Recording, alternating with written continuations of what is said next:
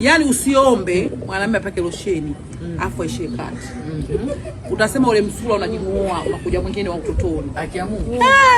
Unajua siku kwa tu mtu anakupa kwa losheni na paka. Jamani, siku mbili kopo limeisha. Yaani wanaume huko wanapenda kung'aa. Sasa mtu kanunue kopo lako, Utakuta mwanamume midole kama mwewe. Yeye anapaka nani?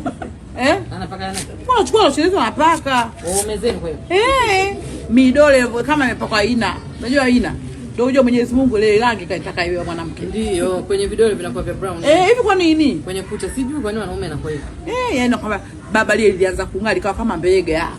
Kama lina rangi ya udongo, si udongo unajua ung'aji wa wenzetu Na kama la chocolate linatoka linaingia kwenye udongo, linatoka linakuja kwenye rangi ya unajua mipicha mbao ile wanaucholaga. Kama wanakuwa kama wazee fulani walolamba makofi kwa mbali. Shaka na makofi kwa mbali sura. Kwanza tunachekaga huko wewe. Akiamua.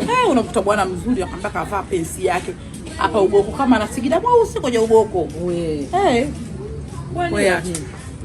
Wanapenda kumfuma mumeo. Nimemfuma shemeji yangu. Anapaka lotion yake. Mkutana naye wapi? Sikatoka ananukia. Ukamwambiaje? Nikamwambia hiyo perfume niambie perfume gani? Akaambia perfume moja nimenunua huko, ni ya mama. Kumbe lotion yake. Akaja akatoka mijipu. Jamaa lotion mwanangu sio yeye mpendi. Ikabidi mwanamke asema huyu ndo anapaka. Kama msema dadangu sasa hivi kwa nini mwanamke anapaka lotion? Mimi umenioa ulikuwa na rangi nyeusi kama lile lingi la pikipiki. Leo ukaenda kung'aa, mgongo sasa midole ifiki mgongoni, shemeji hapa mgongoni, tunasema kaeka nywele mweusi kwenye mgongo. Nasema kuna mtu anambeba mgongoni afa namba hivi kamtia sugu. Kateka ile bibi. Mwenyewe anajua.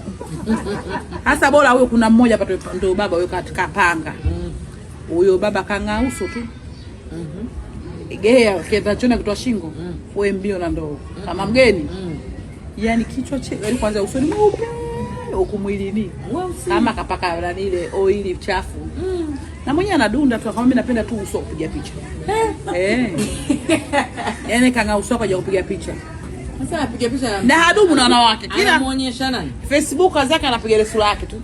Wanawake akimwona anamkimbia. Kuna mwanamke kaja hapa akimbia kapiga kelele. Nasema jamani, binadamu mbona uso wake na maumbile tofauti?